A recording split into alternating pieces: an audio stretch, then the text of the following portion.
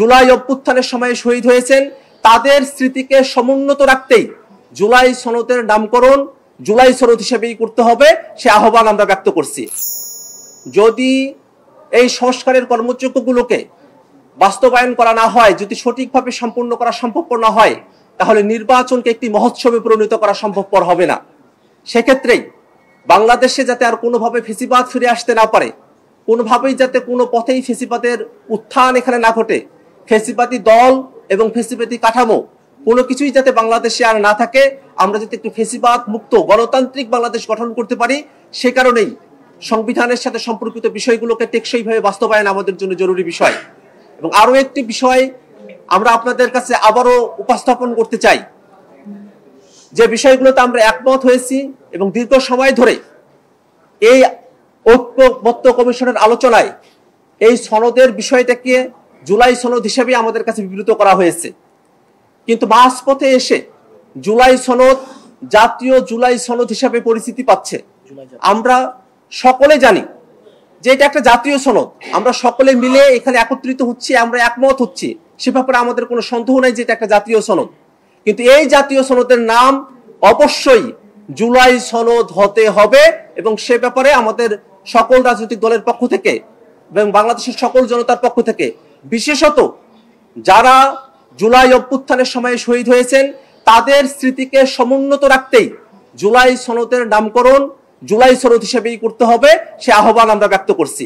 আমরা দীর্ঘ সময় ধরে আলোচনার মধ্য দিয়ে বলেছি যে আমরা সংবিধানের সাথে সম্পর্কিত যে বিষয়গুলো নিয়ে আলোচনা করেছি। আপনারা সকলে জানেন যে জুলাই সনদের 84টি পয়েন্টের মধ্যে 43টি বিষয়ই সংবিধানের সাথে সম্পর্কিত এবং এতে করে সংবিধানের মৌলিক পরিবর্তন সাধিত হবে।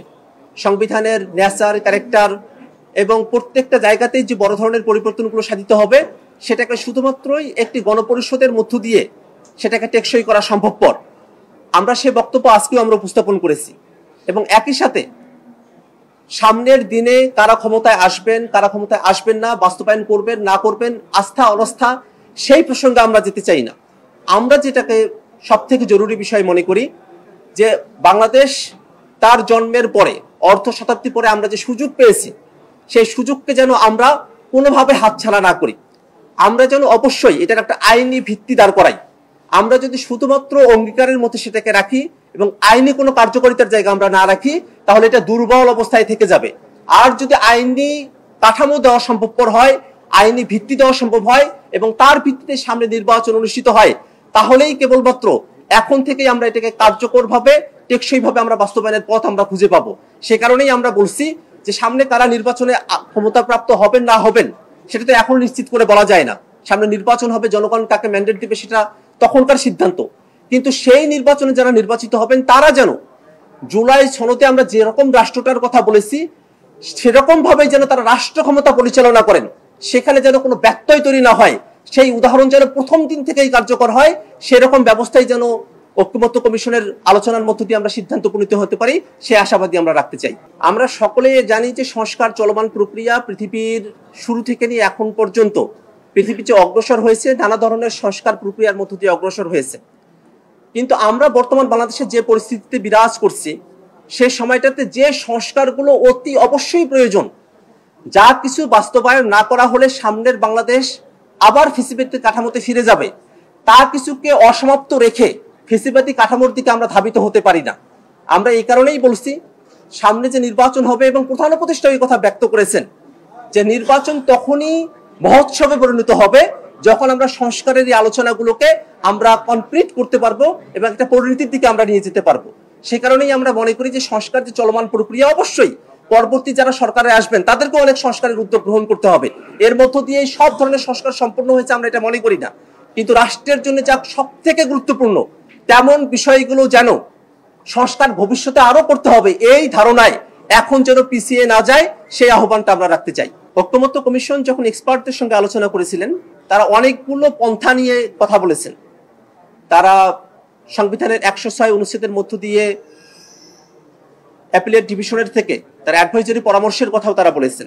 এটা একটা পথ হতে পারে।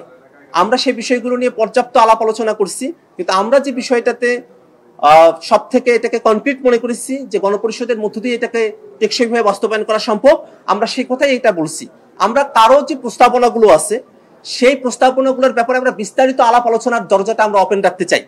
আমরা মনে করি যে রাজনৈতিক যে দলগুলো আছে যারা ফেসিবাদ বিরোধী, আমরা যারা 24-এর অভ্যুত্থানে ফেসিবাদের বিরুদ্ধে রাজপথে জীবন দেওয়ার জন্য আমরা রাজপথে নেমেছিলাম, সেই মানুষেরাই আমরা এখন এই দলগুলোতে আছি।